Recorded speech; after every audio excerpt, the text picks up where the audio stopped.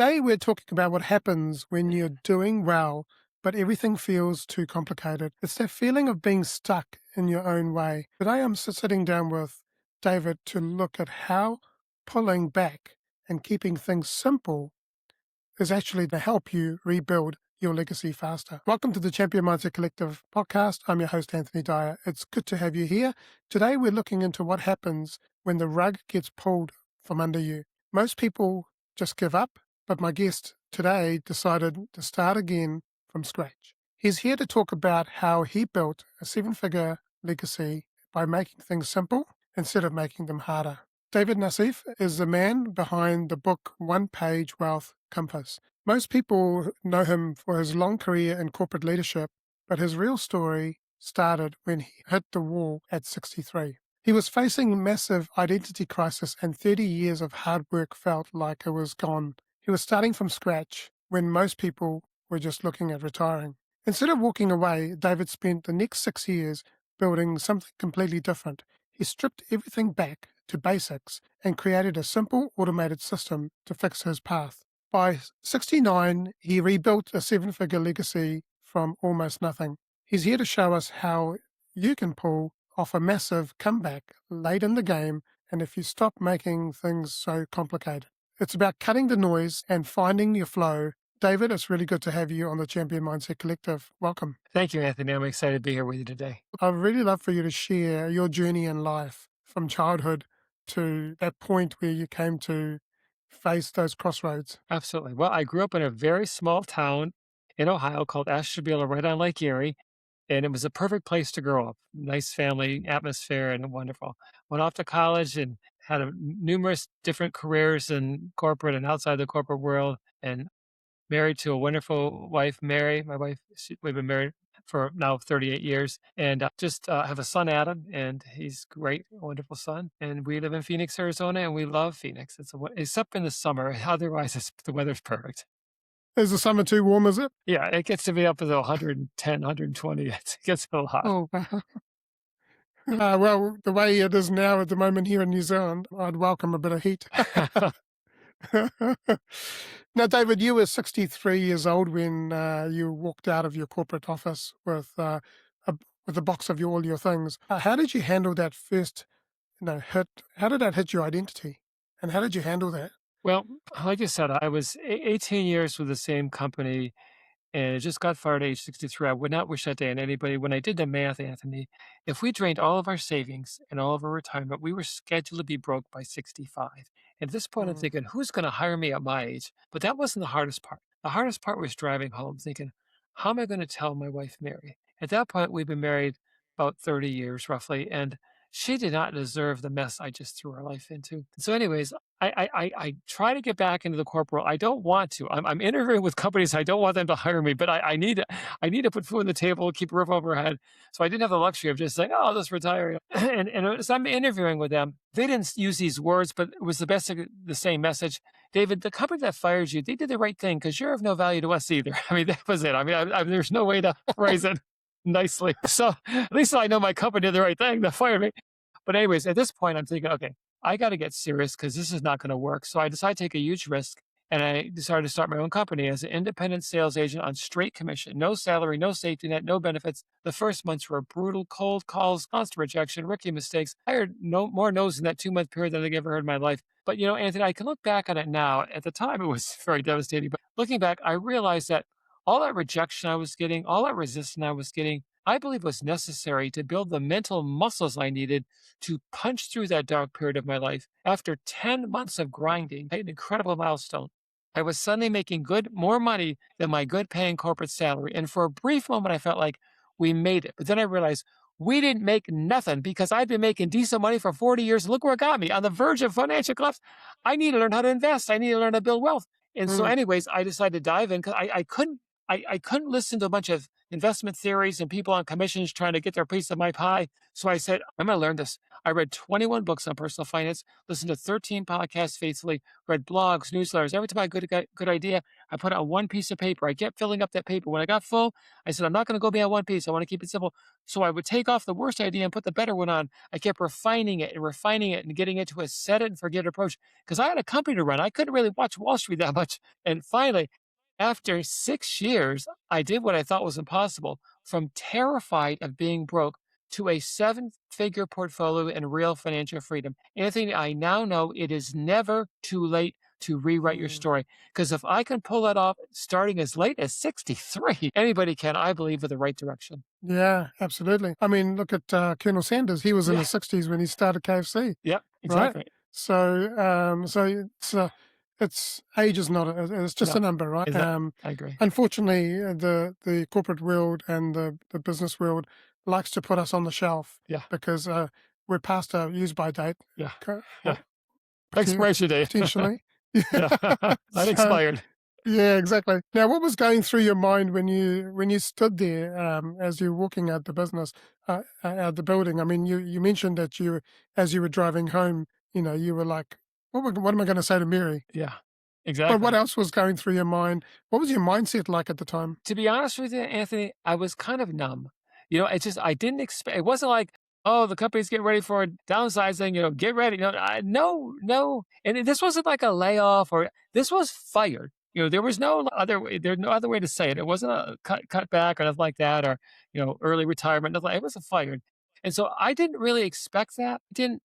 And I honestly, for a couple of days, this sounds bizarre. I was just like, no, what happened? I mean, I knew what happened, but I just didn't know. And I didn't know really what to do. I just knew one thing. I did not want to go back to the corporate world, but that was my identity.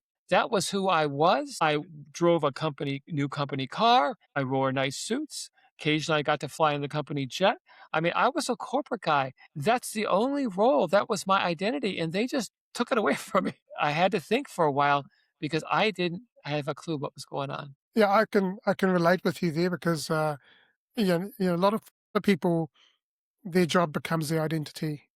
And for me, after my fourth redundancy, I was like, okay, this keeps going happening. Like, what do I do? And it was actually interesting because I was at a Tony Robbins. He does an event every year in January. I forget the name of it, but I was at that, and he said, your identity is the main thing. And it made me think about it and going, well, up until now, I've had this employee mindset Yeah. of I'm always an employee. Yeah. And then it wasn't until then when I realized that, hey, if I keep identifying myself as an employee within corporate world, then that's all I'll ever be. And then when I changed my identity as a business owner and a CEO of my own business, that changed everything for me. Now, you're going through situations of grief. And when you first lose the job, Yeah. you're going through grief and Yeah. you're going through all these emotions, the different stages of grief that you go through. How did you change your identity after that Well, point? well, I tell you, it wasn't until I hit rock bottom, and you think that would have been rock bottom, but I just told you, but it wasn't. Rock bottom came about a couple weeks later. What happened was my wife, she's such a wonderful person. I mean, I can't tell you how lucky I got there marrying her. Anyway, she said to me, honey, there's a sale going on at this discount store that we normally don't shop at. But she says, could you come with me? Because I want to buy a bunch of stuff because I want to conserve because, we had a 2 year deadline here. I said, sure, I'll come. I had nothing going on. I was sending out resumes and getting nowhere. And so we get to the store. I walk in, Anthony, and I looked around, and all I saw was women with babies in their baby carts crying. I felt like I was the only man in the store. I'm sure I wasn't, but I felt like that. Okay. And I just felt like I had a sign on me saying the biggest loser. I wasn't supposed to be in a grocery store in the middle of the week, in the middle of a day.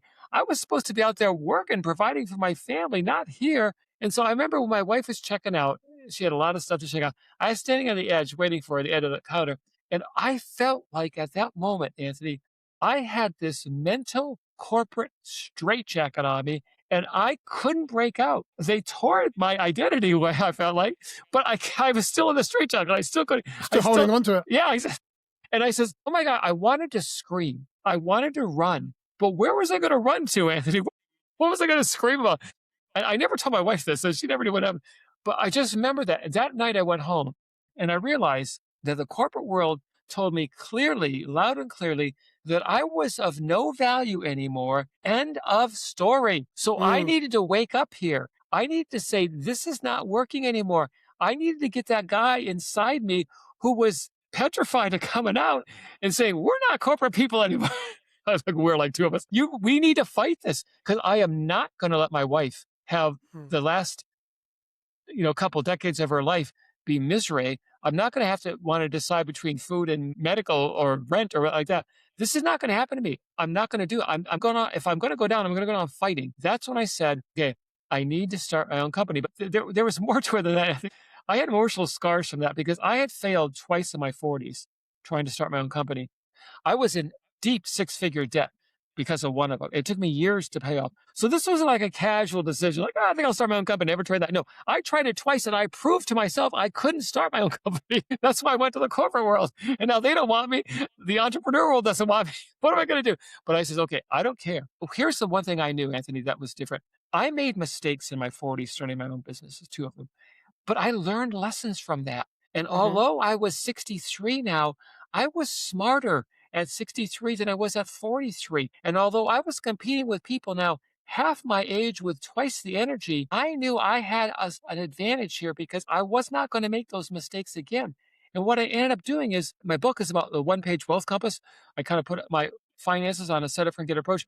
Well, I made the same one page wealth compass for my agency. And every time I was reading books on startups, reading books on marketing and sales. I kept putting the ideas on one piece of paper and I kept it to one piece. That gave me a local market unfair advantage once I got that thing refined. And I tell you, my business started growing. I told you in 10 months, I got more than what my corporate said. A year later, I had doubled it.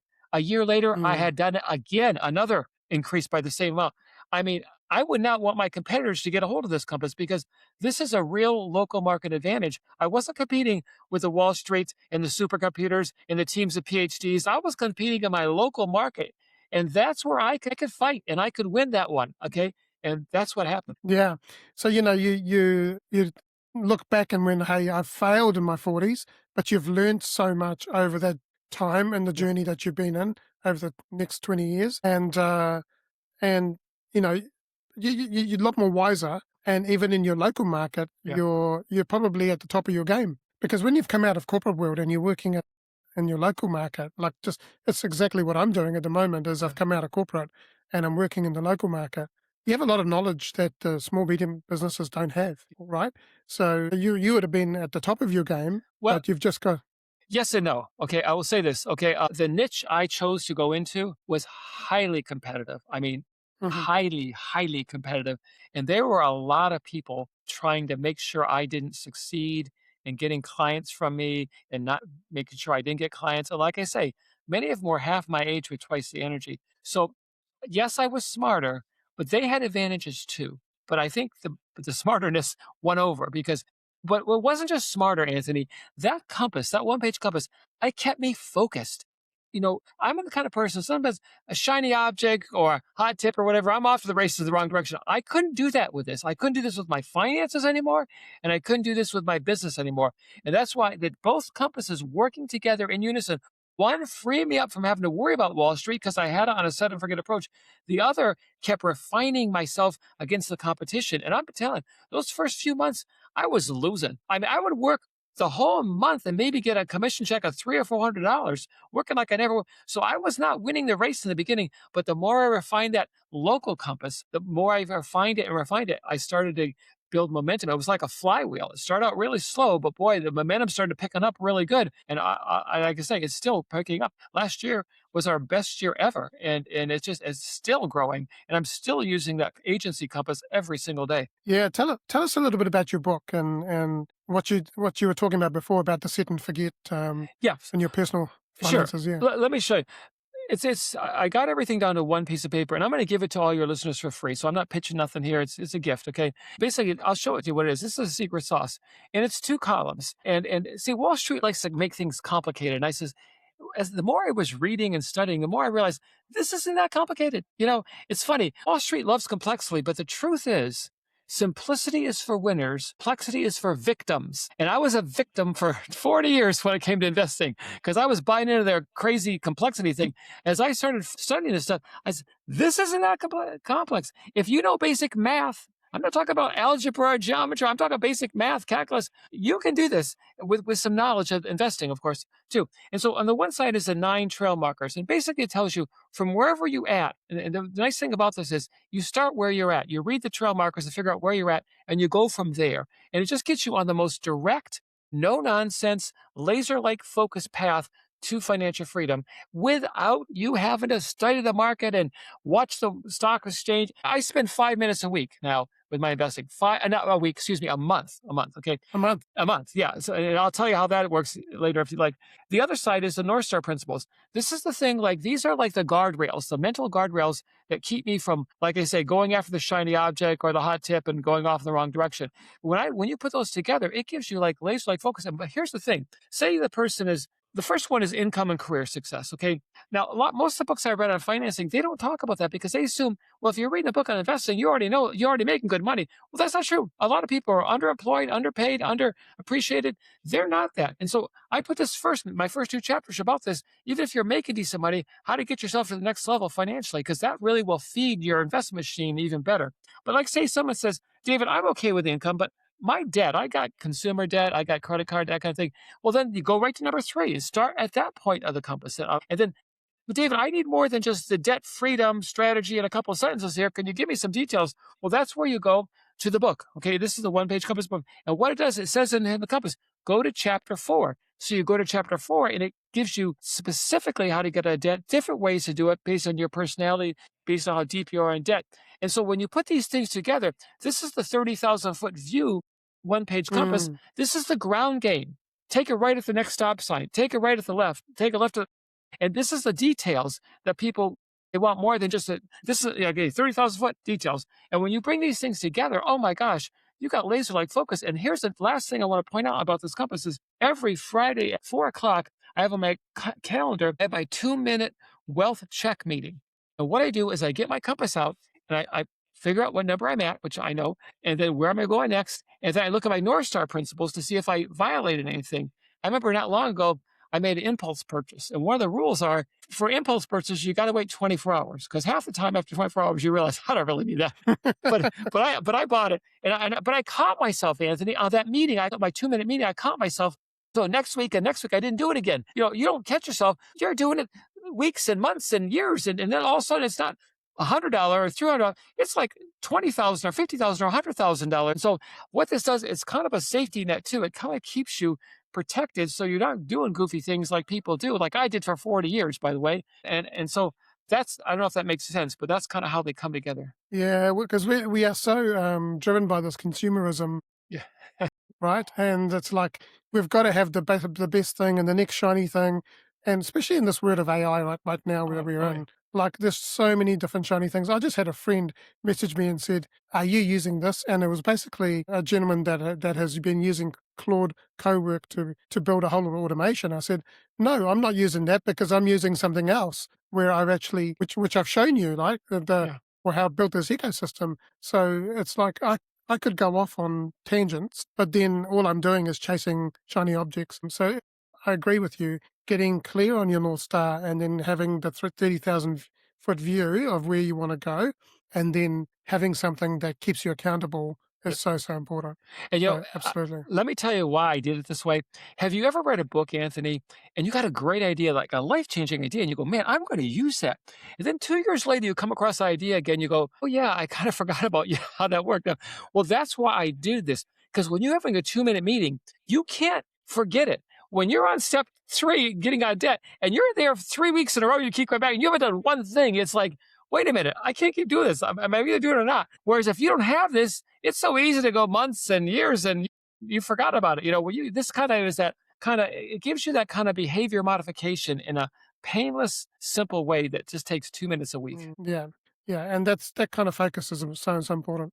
Now, you talk a lot about radical simplicity. So, why is complexity usually the biggest bottleneck for high achievers who are trying to build wealth? Because all of media, all of Wall Street, all of it's in their best interest, these experts, to make it complicated for you because then you need them. And then they get a piece of your pie. And then another person gets a piece of your pie. And another person gets a piece. And I'll be honest with you, when it comes to wealth building, Anthony, it's not that complicated. And Wall Street just doesn't want that message to get out. They really don't.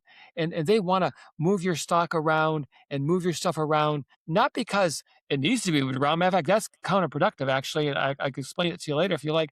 But because it justifies their fees, you feel like, well, I wouldn't have known to change that, to sell that and buy that. Well, you didn't need to do it in the beginning, but now they feel like, and you feel like, well, I'm glad I got my guy. He knows what the guy doesn't. He's doing things for the right. And I'm not saying every advisor is like this. Please don't. I'm not saying that, but too many of them have to justify their fees, and that's how they do it. And you're paying more taxes that way. You're paying more fees that way, and you're just complicating things where it's just not that complicated. Like I told you, it takes me 5 minutes a month. Why do I need an advisor for 5 minutes?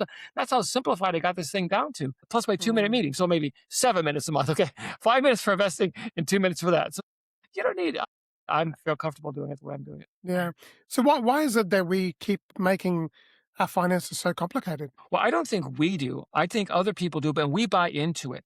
Yeah. Buy into it. Remember when I first started making good money, at my own company, after that 10-month period, okay, now I was going to breathe again. I knew I didn't know what the heck I was doing in financing. And so I put a financial advisor, and she was a fiduciary. Why was it? By the way, I was referred to this person.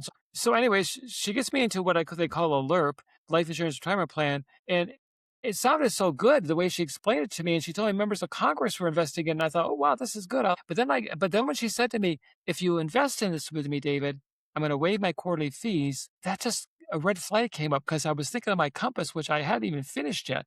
But one of the tools, fortunately, I already had it, and is follow the money. And it tells me to understand how people are getting paid that are advising me. And so when I went home, I looked up LIRPs, and I found out they paid salesmen and advisors tremendous commissions. They got lousy returns, and they had high fees, which is the exact opposite of what I told her I needed. And so I just said, oh my gosh, this is crazy.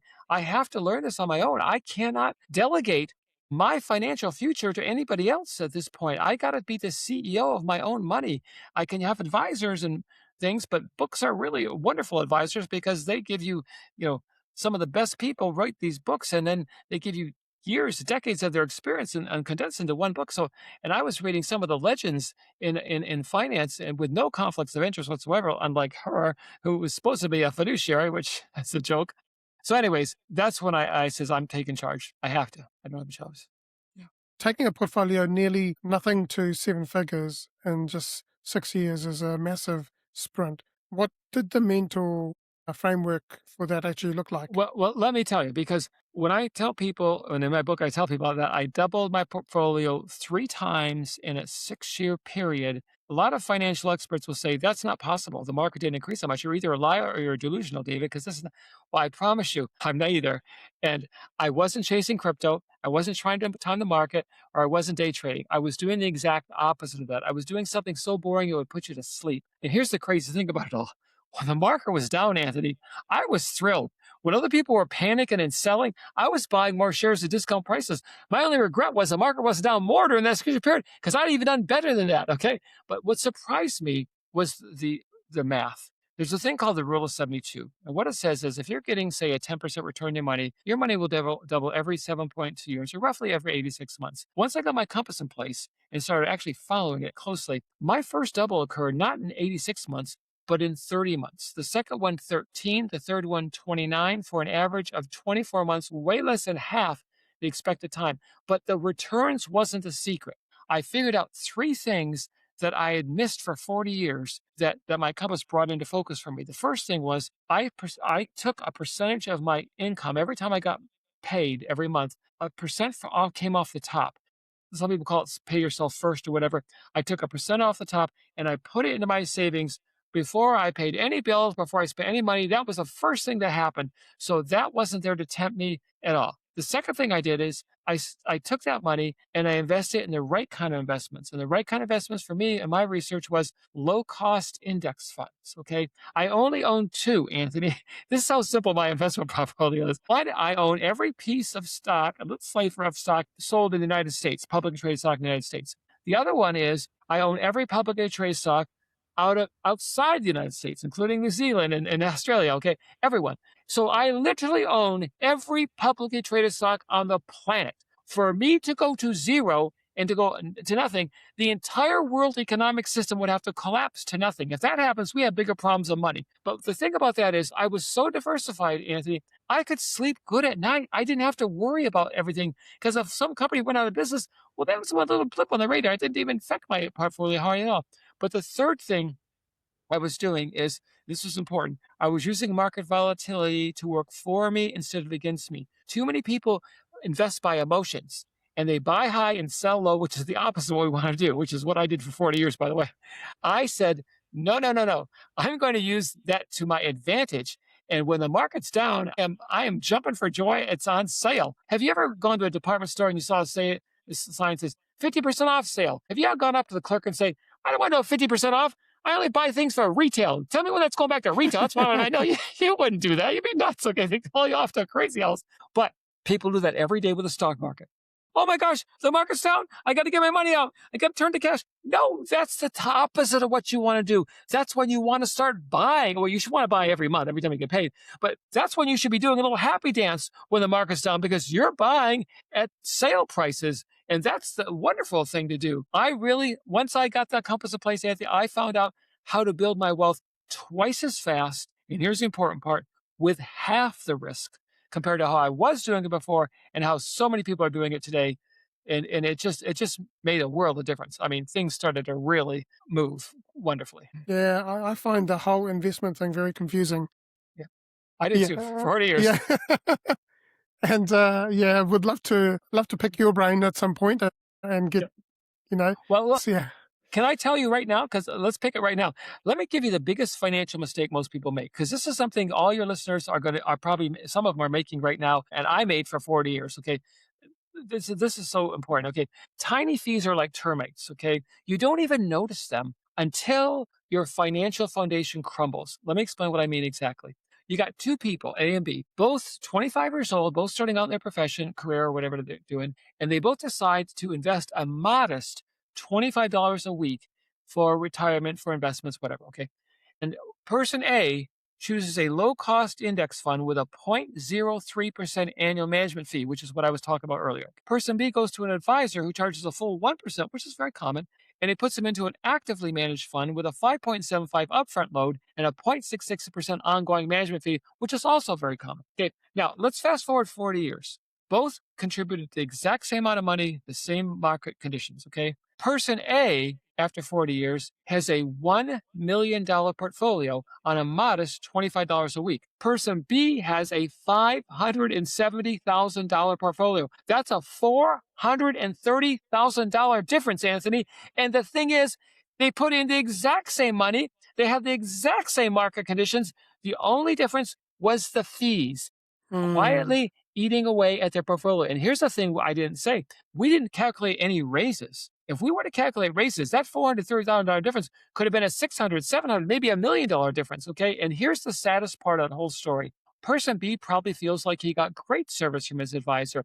He was a nice guy. He knew my kids' names. We went golfing a couple of times. Little did he realize he did the equivalent of funding someone else's retirement with half of his own money. I am not mm, against advisors, but what I am against are products that enrich Wall Street at the expense of their client's portfolio. And Anthony, I'm embarrassed to admit this to you, but for 40 years, I never questioned fees. I thought fees were just part of the game. Those are the rules of the game. But here's what I understood when I got my compass in place. The rules we don't question can cost us the most.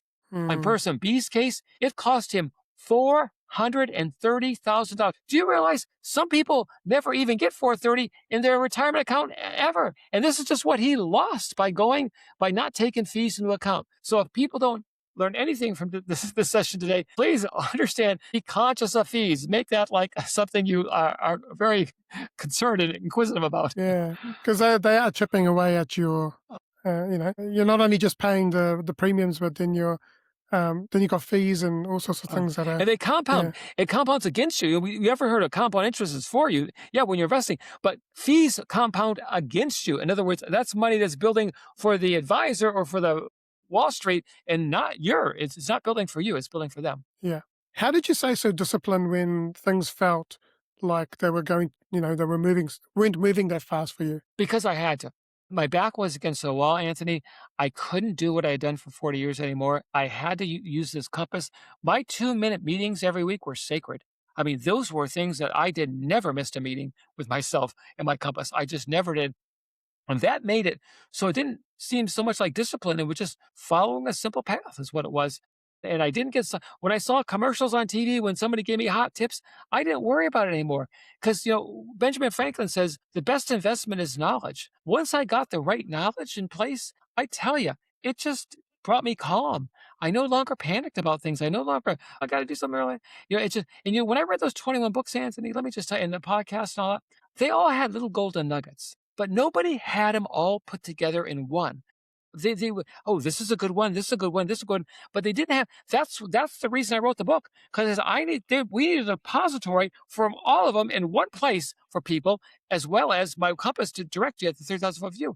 And that's why I did it. If there was one book that had them all, I just would advise to get that book, but there wasn't one. And some of the books actually had good advice. They also had some really bad advice in them. I don't know if the guy knew that, but can I give you an example of what I'm talking about, just so people Mm, understand? Okay.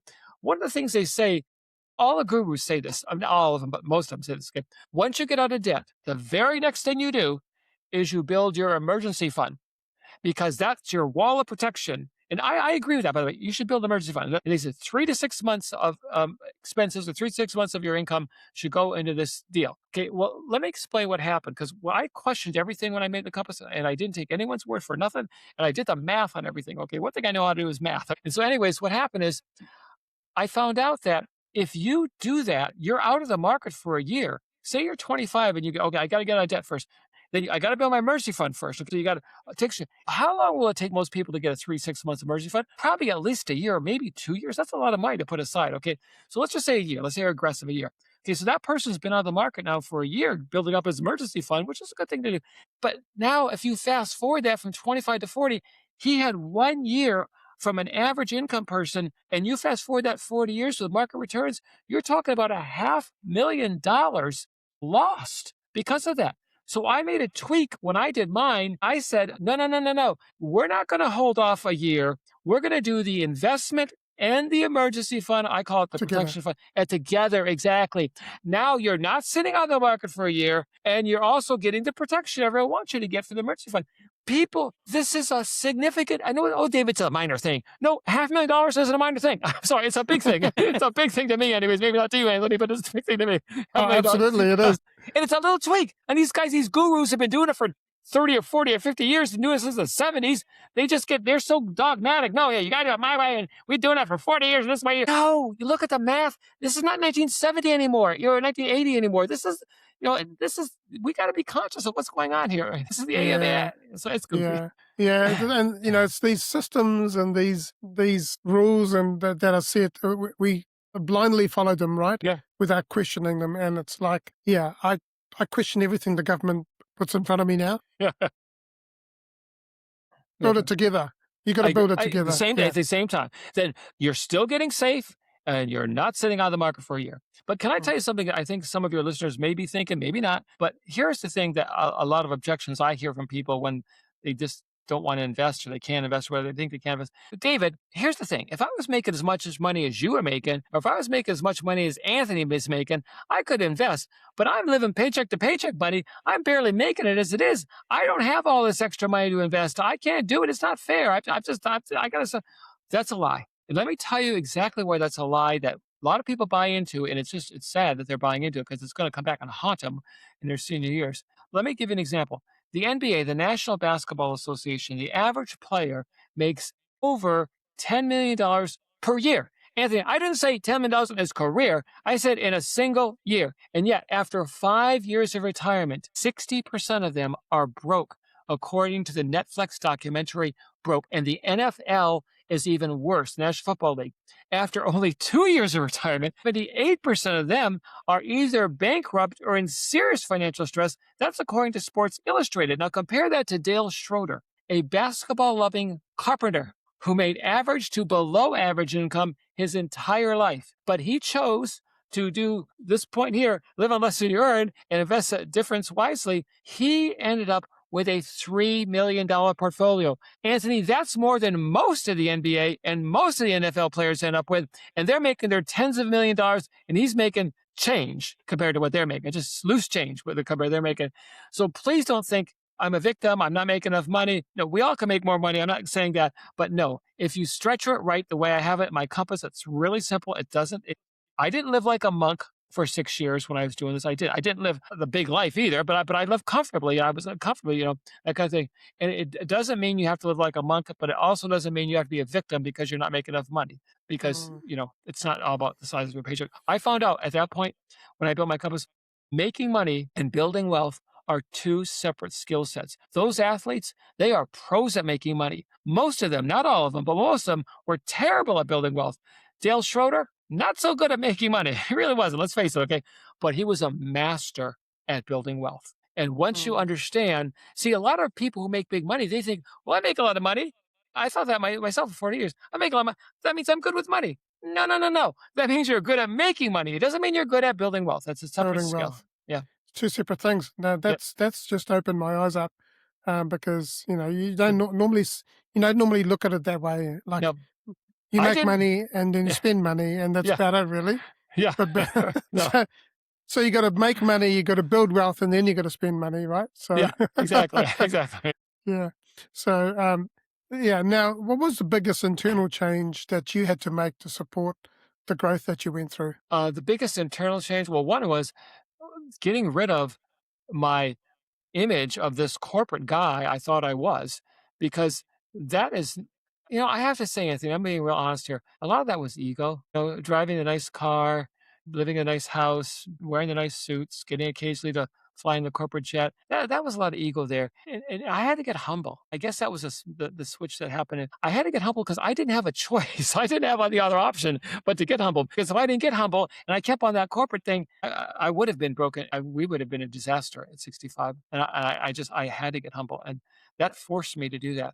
I think humility is one of the greatest tools for entrepreneurs and for investors. I really do. And Mm. our pride gets in our way too often. Yeah, yeah, I agree with you completely there. Now you built you built that set and forget system to handle your true north. How does automating those decisions help someone protect their future? Because you don't have to keep using your mental bandwidth every day. Oh, this decision, that, oh, I saw this on commercial or I saw this from advice. You can just tune it out. Here's this funny thing. I don't know if you ever watched the cable news stations and their investment channels. I like to watch it at breakfast time just for entertainment purpose. I promise you, I don't watch it for kind of advice on money. But anyways, I was watching it once, and they're like going off about, oh, the market's crashing, get your money out, get into cash, all that kind of thing. And I'm laughing. Actually laughing at them. And my wife comes in. She goes, honey, why are you laughing? They're talking about the market crashing. We got money in the market. Aren't you worried? I go, they don't know. Their guess is as good as anybody else's guess. They don't know. Half the time they're wrong. They just don't come on TV and say, oh, by the way, I was wrong last week. They never say that. They only tell you when they were right. They never tell you when they were wrong. And half the time, who could have predicted COVID? Who could have predicted 9/11? Don't you tell me. Unless you have a crystal ball, you can't predict the future. I love what Warren Buffett says. Warren Buffett says forecasts tell you a lot about the forecaster, but nothing about the market. And that is so true. That is so true. And so I truly here's the deal on those cable news guys. Their only objective is ratings. And if they can get you worked up and scared, guess what you do? You keep watching. Oh, we got to watch. You got to see what's happening in the market. But everyone's panicked. No, it's such a joke. So what I'm saying is when I got my clarity among the principles and the steps on one piece of paper, all that noise, all that confusion, I just got tuned it out, and I felt peace. And I could devote my time now to my local market and my company and building that, because I didn't have to worry about panic and stress and when in the middle of my day thinking about Wall Street, let me check the market. I never check the market. I check the market never. I check my investments like once a month when I make the investment. That's about the only time I check my investment. I have a system and it works, and I don't need to touch it. And how does removing those daily choices change your focus in other areas of your life? Because you can focus on what's important. Anthony, I Mm, love working with my son. My son has joined our firm. I love mentoring him and teaching him that kind of thing. I can focus on that. I love every month I go to St. Mary's Food Bank, which is one of the largest food banks in the United States, with my brother. It's kind of a thing we do. And we love to give back to the community and help people who are in need and having challenges. I love writing my book, which is the first time, and sharing the compass with people. I'm doing things that I'm passionate about. I love doing and not worrying about things that I don't need to worry about them. It's just like, so many people get ulcers over the stock market. It's just not necessary.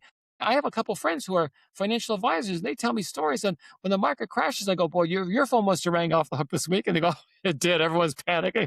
I go, "Why don't you just tell them to shut up?" And I can't say that, David. But the reason they're panicking is not they're bad people. It's not they're stupid people either. It's just they don't understand. They don't have the knowledge that Benjamin Franklin says is the best investment, and that's why I think something like a one-page compass and a simple book can just change people's lives. And I'm not saying my book's the only one on the planet. Any good book that's really written by somebody who doesn't have a conflict of interest, I'm not selling anything. I have nothing to sell to you. I'm not an investment person at all. That's the kind of book you want to read, not the kind of guy that he's also a commission broker and he's writing a book. Well, yeah, what's he going to tell you to do? Well, do whatever makes him money is what he's going to tell you to do, or her money. Well, it sounds like you've got a really great book there to help people, and yeah, might have to get a copy of that.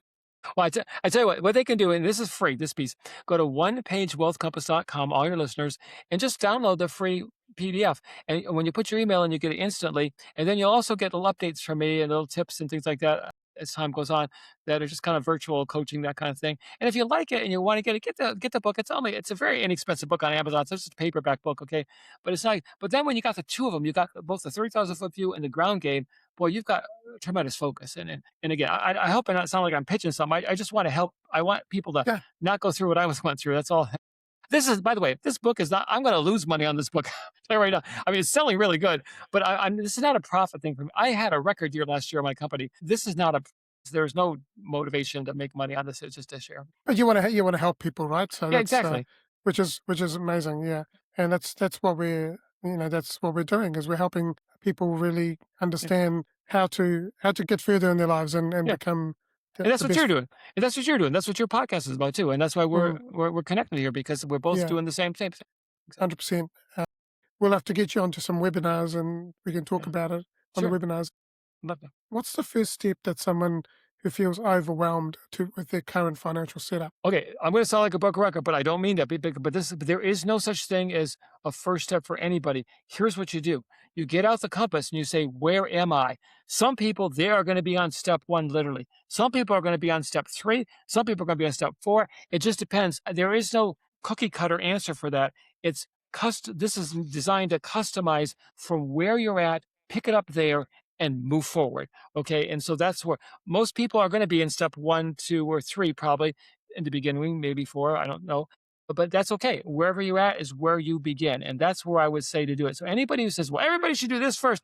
Well, that's not true. You don't, where are they at? Maybe they've already accomplished that piece, whatever it is. So use this as a customization for you to figure out where you're at and then pick it up from there and go take it step by step to financial freedom. And we'll put the link to Yeah. that'll be available, right, Yeah. to Oh, for yeah. I'll people to give you all a download. link. Awesome, yeah. Sure. Now I've got a question, but which is unrelated to Mhm.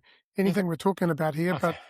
But I want to get your point of view on this. So with the journey that we are in currently with AI, and there's talk about universal basic income. What are your thoughts on that? Universal basic income for everybody like would get the same income. Mm, Here's my problem with it. I don't want to get political because I'm not a political person, but so mm, please don't. But my concern is, have you ever heard of people winning the lottery? And they've been like, there's a story in my book. He wins like a $29 million, this couple. And like within 5 years, they're living out of their storage shed. They had mansion, they had a boat, they had a plane, I think they had luxury cars. They didn't earn the money. And so what happened was they didn't know how to manage it.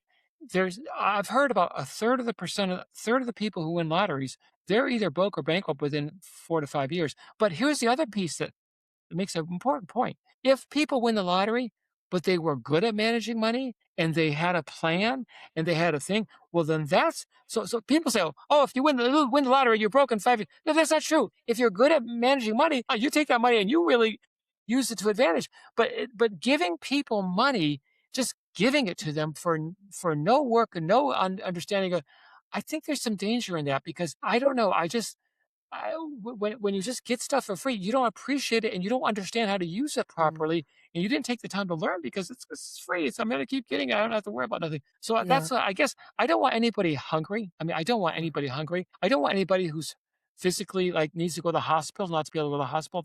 That's different. But just to give them money and not have to work and not have to invest in and learn that stuff, that kind of makes me concerned. I worry what yeah. would happen to society if we did that. I really do. Yeah, because there's a lot of talk about people losing lots of jobs, and then it's going to get to a point where there won't be many jobs available, and then the government's going to give you like a basic income that you. Yeah. I believe AI is going to make it better for us, not worse for us. Yeah, I use exactly. AI. I have several AI tools. I have several AI agent tools that I use.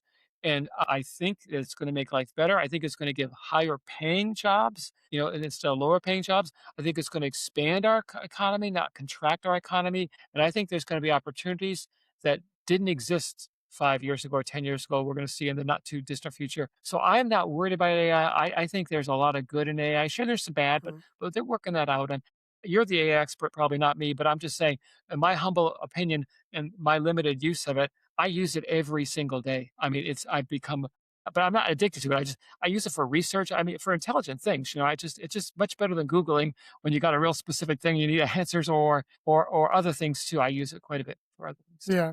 Now, a lot of people think that it's game over when if they haven't made it by 50, the age of 50. What would you say to the person listening who feels that they've started too late? Oh my gosh, I wish if I could go back to 50 and start this, I would be so much happier.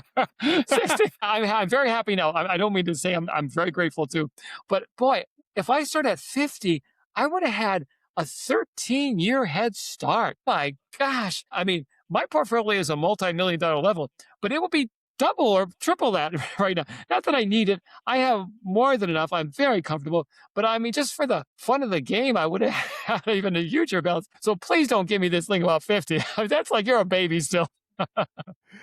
So the key is just to learn, Get started. learn started, Yeah, and exactly. You've heard this old saying, a Chinese proverb: "The best time to plant a tree was 20 years ago. The second best time is today." Well, so if you didn't start 20 years ago, don't say, "Oh, woe is me." Just start today. It's like if I had to start over again I'm 72 right now. Okay, if I had to start over at 72, I would still do this. I mean, I wouldn't say it's too late.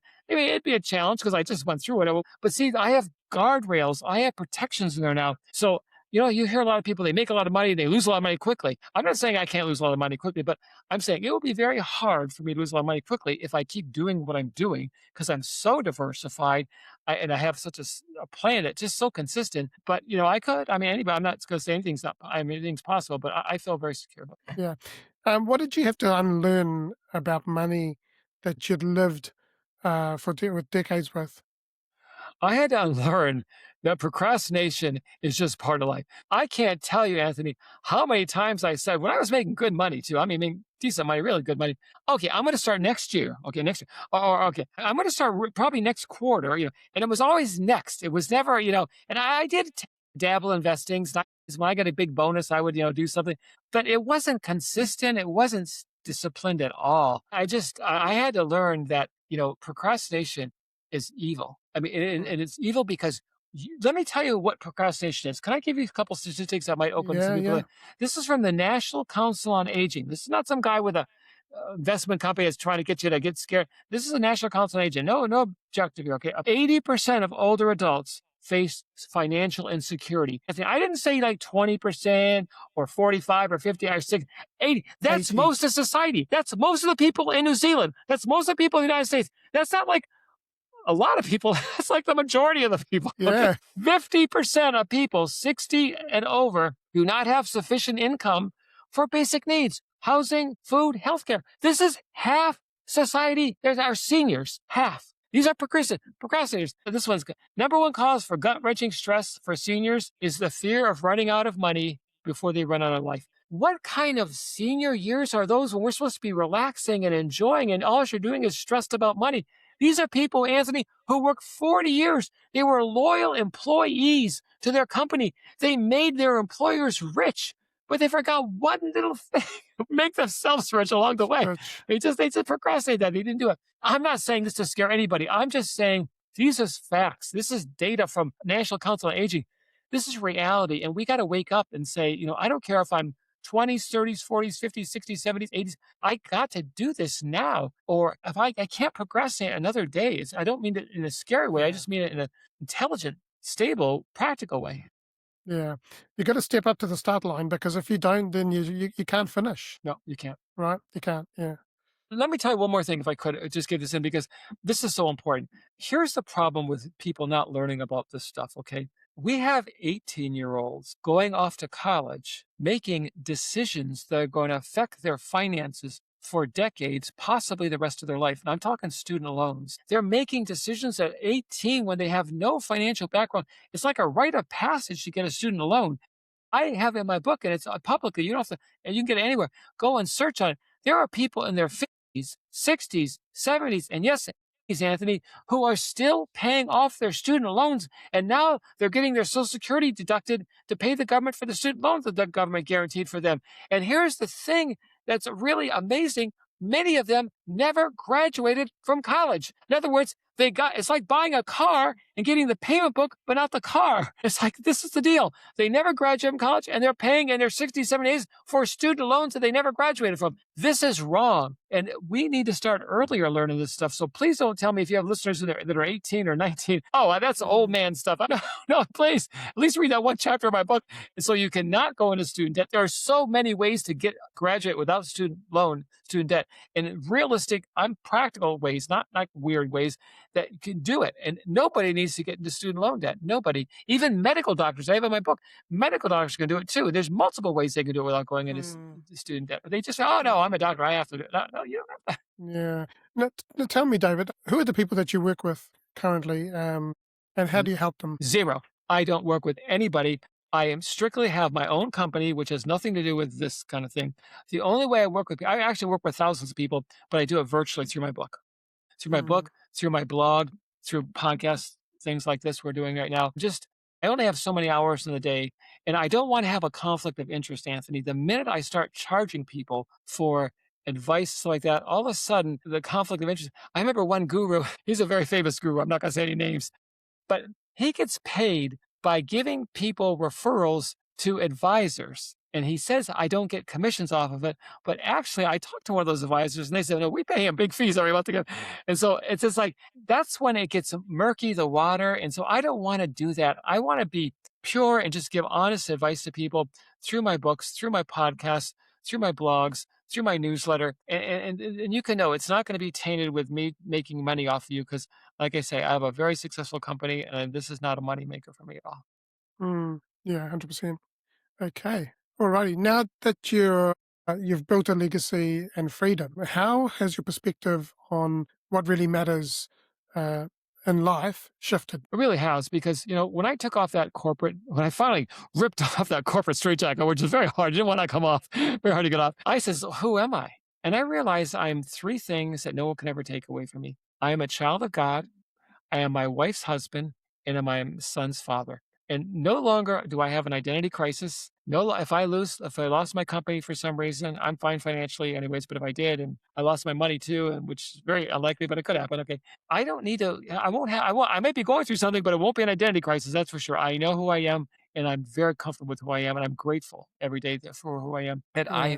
I just was under such a weird thinking filter of this corporate thing before, and I'm just grateful. I'm free of that. Yeah. And what would you say to someone who's going through that, the opposite of that at the moment? The corporate thing? Mm. I would say think a little bit long term here. I've heard many stories of people. You've heard this too, I'm sure. People on the deathbed, they never said, "Boy, I wish I would have stayed a few more hours at the office." That kind of thing. It's like I wish I would have spent more time with my families. Which they usually say, that kind of thing. I guess try to prioritize. Long term. What is really important in life, and it certainly Mm. isn't the job. I mean, yeah, that's a necessary thing to provide for your family, and I'm grateful for my job, my company, and all kind of thing. But it's not the main thing. It's really not. I guess it is about making the main thing in your life, and not these little side things make it the main thing. Because that's a lot of regret. It's destroyed marriages. It's destroyed families. Kids not talking to their parents. Parents not talking to each other because the main thing wasn't the main thing. It was this side thing about making money, and that's very important. But it's not the main thing in life. How do you protect that simple life now that you've achieved the goal? Well, Because I have financial freedom, I don't have to worry about my company. Like I said, we had our best year ever, but I don't have to put up with bad clients. Most of my clients are wonderful. I've had a couple bad clients over the years that we had to part ways because it's not worth it anymore. But I just do what I think is important. I have the freedom to do what's important. And when I want to do volunteer work, I get to do it. When I want to go on a podcast, I get to do it. And this is not work for me. This is play. Matter of fact, have you ever heard of the thing called Fire the Fire movement? I'm sure it's popular in your country too. Basically, a lot of the people in investing know about it. It's called financial independence, retire early. And basically, it's these 20 and 30-year olds working, work, work, work, work, and then they get to retire. But a lot of them, after they retire, it's like, well, what do I do now? I don't believe in the fire movement. I mean, I'm not saying it's bad. I have in my book, it's called FIGNA, Financial Independence, Graduate to the Next Adventure. That's what I want to do. I keep graduating to the next adventures. Okay. When I got um, fired, I graduated to an adventure I didn't choose. When I wrote the book at 72, I graduated to a new adventure of sharing this with you. At 82, I'm going to graduate to a new adventure. Anthony, you have to have me back on your show at 82, 10 years from now, and see what my new adventure is. You're welcome anytime. Thank you. Absolutely. Yeah, we'll get you back at 82 as well. Okay, good.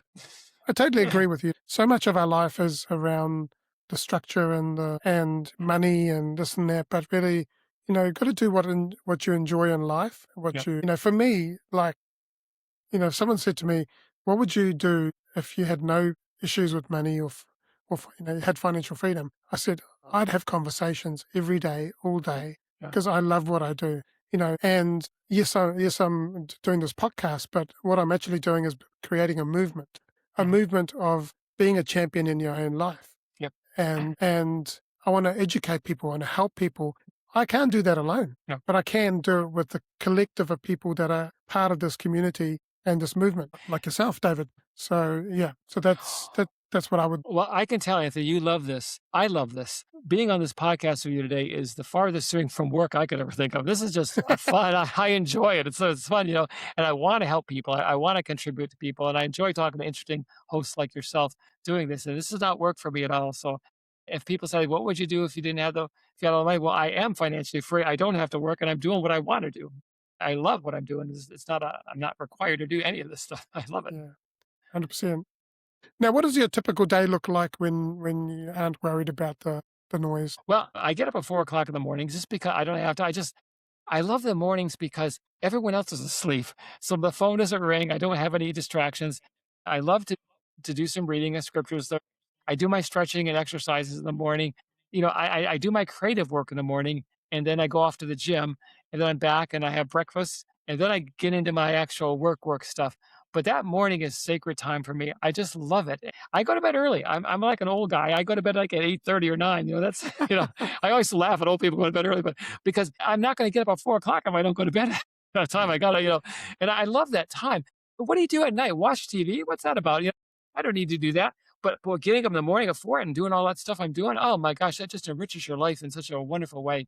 And so I structure my day around what I want to accomplish and when I want to accomplish it, that kind of thing. Yeah, I love that. That's awesome. Thank you for sharing that. Now, before we go into quick fire questions, I'd love for you to share uh, with like how people can get in touch with you. Absolutely. Also, what are the different things that you're offering? As you mentioned before, the links and the Yep. PDFs and so on. So yeah, just tell us a little bit about that. Sure. Okay. Basically, the best place to reach me is at onepagewealthcompass.com, onepagewealthcompass.com. And basically, the first thing you're going to see on that site is a place to put your email to get the free download of the one page PDF. Okay. I strongly encourage everyone to do that. Because just print it out and look at it. I think you'll see, okay, this makes sense. And then there's a blog on the site. I contribute regularly to my blog. There's the newsletter. You'll get tips and tricks from me, that kind of thing from me. There's a place to ask me a question. Now, I don't give financial advice, but I will answer questions or I read everything anyone sends me and I respond if it's appropriate to respond to people, that kind of thing. So that's where the best place to get me. Now I'm 72, so I'm a little behind in social media, but I do have it's getting there. If you want to see how not to do social media, I think we just oh there it is. Okay. Go look at my social media post. But soon I have these AI agents and I have a guy that's over it the whole thing for me, and soon they're going to improve really good. So if you want to catch me on social media, there's a ton of YouTube videos on podcasts that I've been doing with people. But can I also make one more point? Because I think people, when they hear of a financial book, oh, by the way, there's a link to my book on Amazon too, if you want to go. But people, they think of a financial book, they go, oh, geez, boring. I'll read that before I go to bed. They'll put me to sleep. And when I read those 21 books, Anthony, they were kind of boring. I think they're good information, but they were a little boring. Charts and graphs and stats. And okay, I wrote this book completely different. I said, I'm going to put stories, true stories in the book.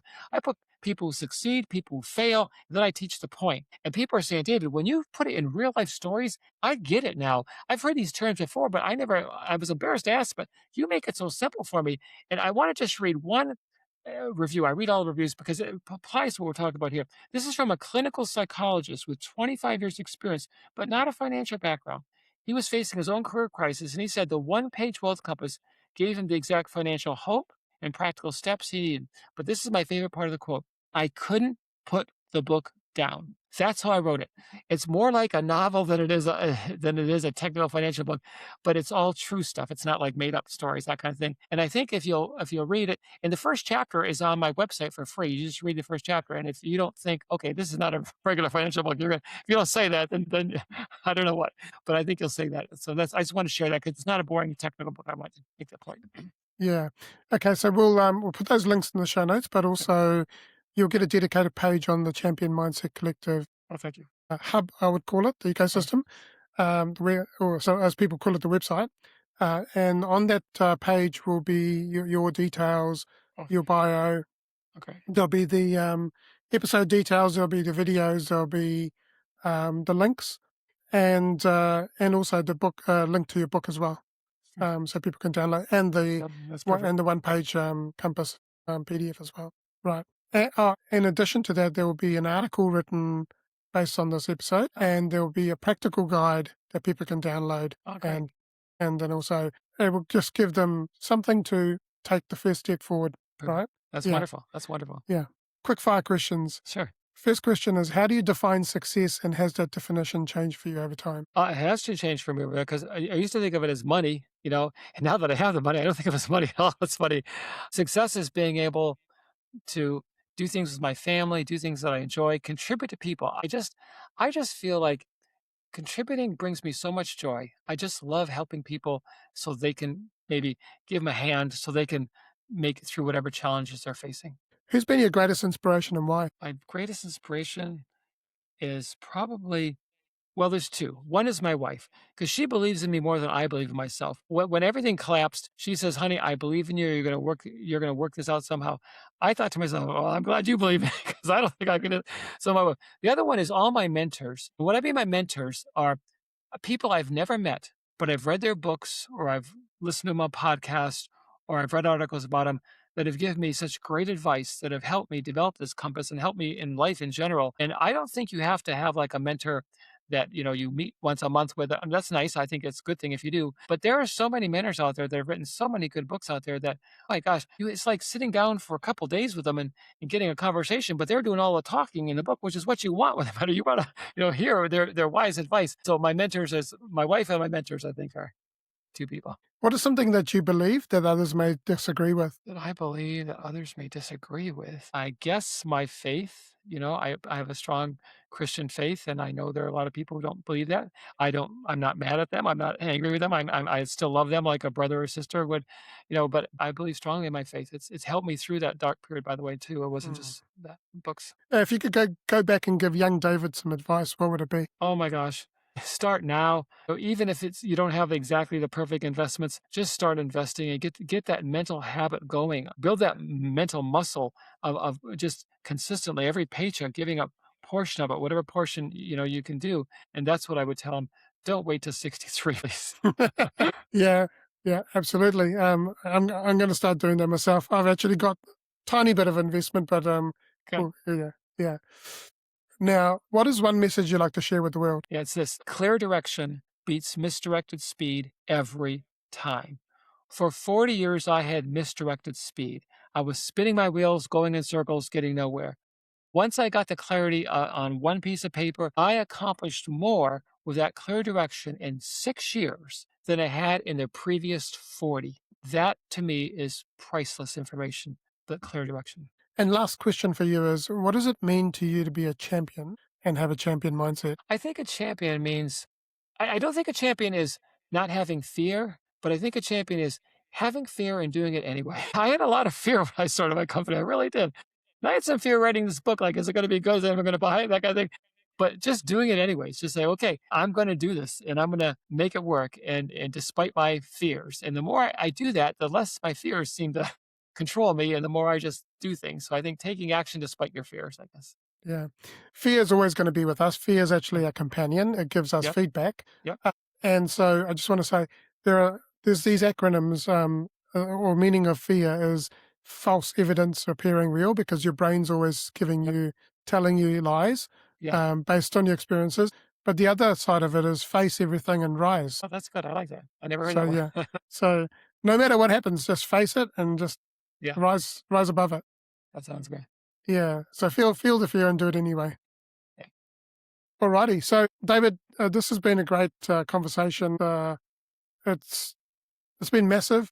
Just to you know to take off that corporate armor and find who you truly were underneath that. Most people think that they need to add more to their lives to be successful, but what I'm taking away from this is that you actually need to be stripping back some of the things, right?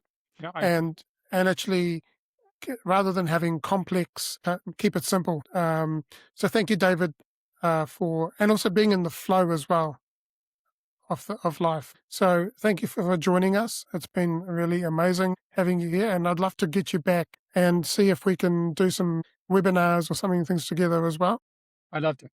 Yeah. And if you've been listening to this and you're feeling a little bit buried by all of the noise, have a look at the show notes, and there's some good stuff there that David has shared with us. Download the PDF and share this episode with someone who may benefit from this, someone that may be struggling. And lastly, I just want to say you are loved, you're worthy, champion your life, champion your greatness, and have an amazing day.